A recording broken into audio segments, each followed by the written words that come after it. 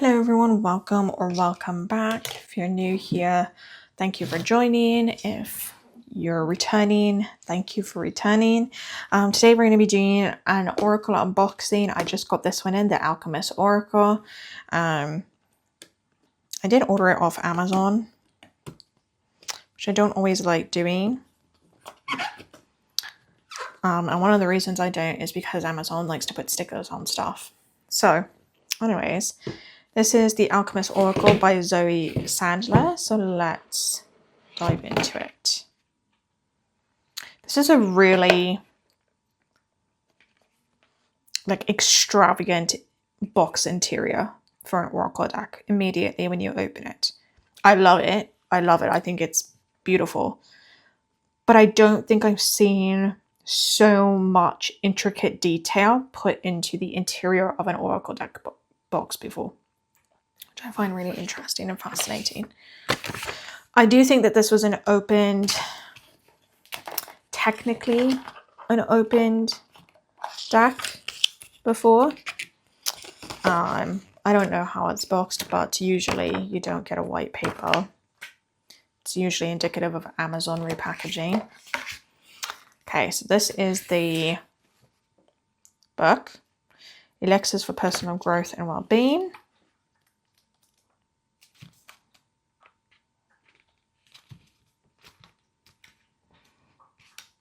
I don't like to spend a lot of time on the book because honestly I don't use the book.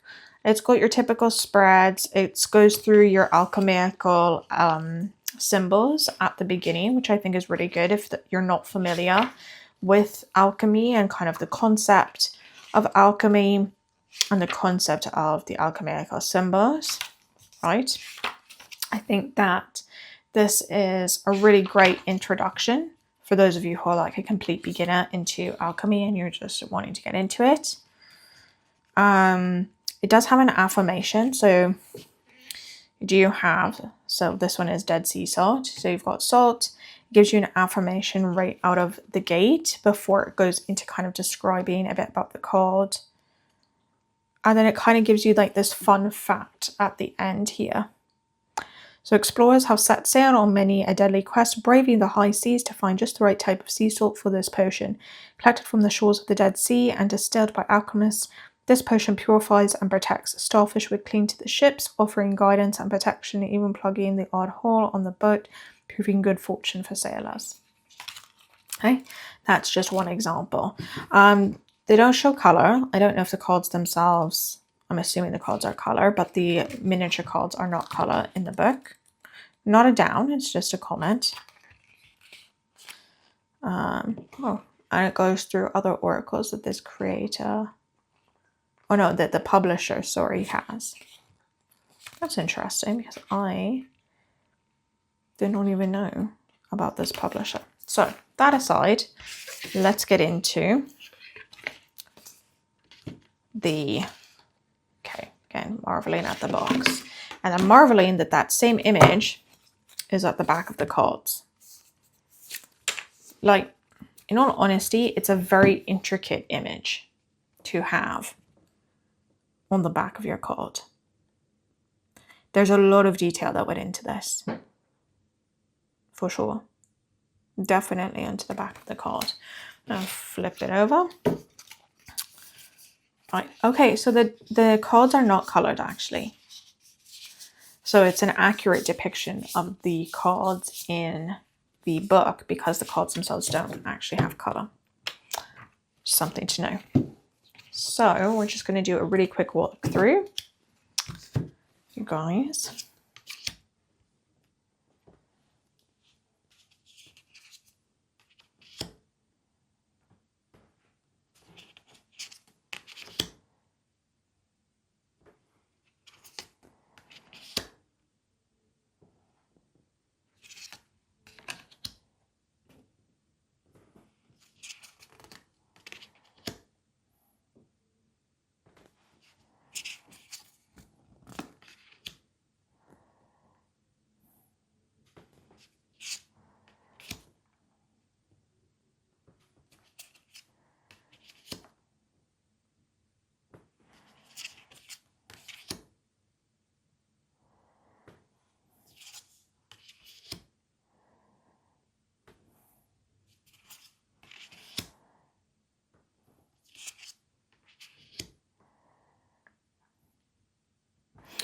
The images are very simple, right?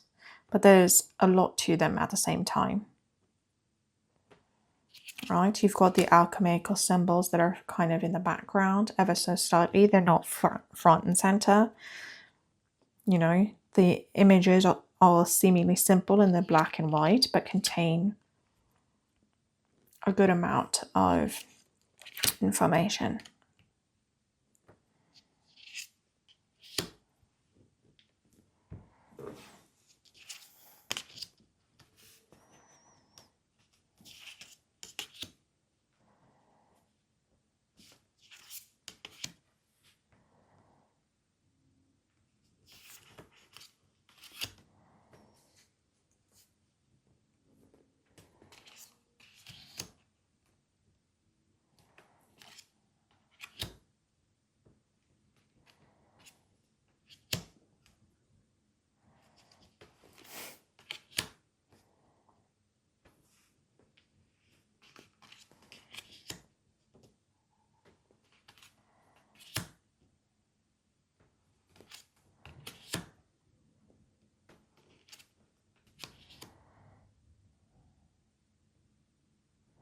Every time I see a pumpkin juice now, because I'm a huge Harry Potter fan, all I can think of is in Harry Potter and the Chamber of Secrets, the movie, when Harry loses his bones. And all I can think of is Madame Pomfrey going into the hospital wing and giving him Skele-Gro to grow his bones back in his arm. And he spits it out and she goes, "What did you think it was? Pumpkin juice?" Yeah, I'm a Harry Potter nerd. The little things remind me.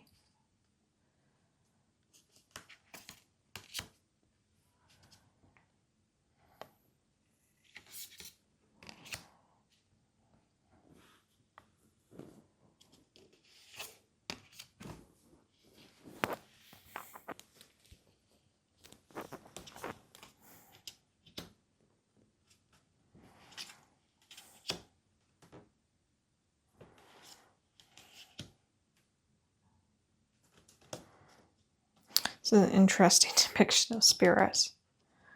The little ghosts.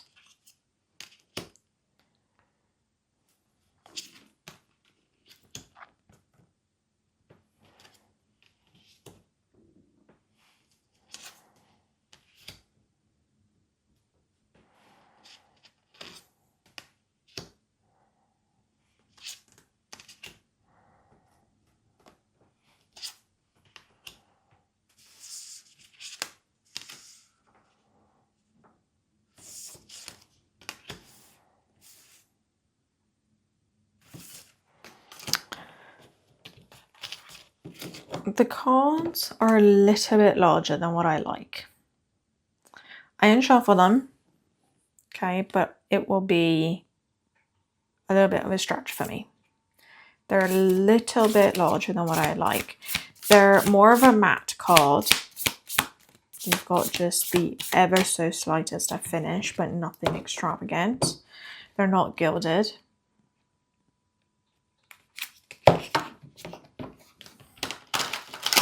They're easy enough to shuffle. They weren't sticky when I was taking them apart. And it is quite a thick cardstock actually for a deck. When I look at a lot of my other decks, this is actually quite a thick cardstock that's there. It's not a flimsy deck whatsoever. I personally prefer a slightly thicker cardstock. I would rather that my cards hold up to lots of uses than a really flimsy cardstock that I feel like I just can bend them way too much. I know that some people prefer the latter. Gorgeous deck. You know, for how initially complicated the back looks, the cards themselves have a beautiful simplicity to them, which is very, very nice. Very nice. Initial impressions, I mean, I'm really into alchemy, so I have a feeling I'm going to love this deck. Shuffling, great. Again, my negative would be the size. I think, honestly, that would probably be my only negative about this deck so far as a first impression, is the size. I think that the back of the card is very unique. I think it's very unique that they took that image and put it in the box, despite the fact that the box is far larger and it's quite a complex image, I'm going to say, compared to when you look at the back of cards typically, right? So you look at the back of, say, this deck, it's a very simplistic image. Even this deck, which I thought at the time that this deck came out, I thought that this was like fairly intricate, but I would say that this surpasses the back of this in terms of its intricacies, right? In terms of usually the backs of decks are very, very simplistic, you know. This is a Rebecca Campbell deck. Another Rebecca Campbell deck, right? They don't tend to have these elaborate intricacies in them. Here's another one. Love this deck. So this one, I would say definitely the back of the deck is one of the big stars of the shows, in my opinion. Just a gorgeous deck. But again, my one negative, honestly, would just be the size. But you know what? I actually look at this and I say the size is kind of necessary, because if you want to have a back like this without squishing the image too much so you don't understand the image, you do need a larger card. It would be far more difficult to get that same image on, say, this size of a deck, which is what I prefer because it's just easier to handle and use. But it would be far more difficult to get the intricacy of this image on the back of this deck without losing some of the image. And so I think that it was a good choice. The size of the deck was a good choice for the image that the author wanted to put and the illustrator wanted to put on the back of the deck itself. Overall, the book is also a pretty hefty book, right? We're not talking about a dinky book here. You've got a decent sized book to go through each card for you. So it's going to definitely give you quite a bit of information. I wouldn't say that this is necessarily a beginner's deck. Okay, if you don't have a background in alchemy, which a lot of people who start out, they don't have a lot of understanding of alchemy, this deck probably isn't for you, right? If you don't care about alchemy, if you don't have an understanding, a little bit of understanding, I would say at least, of how just like the witchcraft names and how they came to be and what these actually mean, understanding that there was a time where, for example, like wolfsbane was actually a plant, you know, is actually a plant. Right, there was a time where obviously deadly nightshade and wormwood is a pretty like standard thing. Okay, if you don't know memento mori and you're not familiar with that concept, you're going to miss a lot of potential imagery in a card like this. So I would say that this is probably more of an intermediary, potentially more advanced deck, depending on how experienced you are with reading and how much you like alchemy and how much you are involved in alchemy. And that's part of your practice. For me, it is part of my practice. I mean, I am also a herbalist, so the two kind of go hand in hand. When you're in herbalism, a natural transition is to alchemy to some extent. So I think that if you're a little confused, this book is going to be good. But if you know absolutely nothing, I'm not sure that any book would necessarily be sufficient enough, simply from the aspect of alchemy is an extraordinarily large subject and contains a lot within it. And so I'm not sure that I would say that it's for a beginner by any stretch of the imagination. But it's definitely, in my opinion, a very beautiful, beautiful deck. So that's that. Thank you for joining. I hope that was enlightening for you, and I'll see you in the next video. Bye.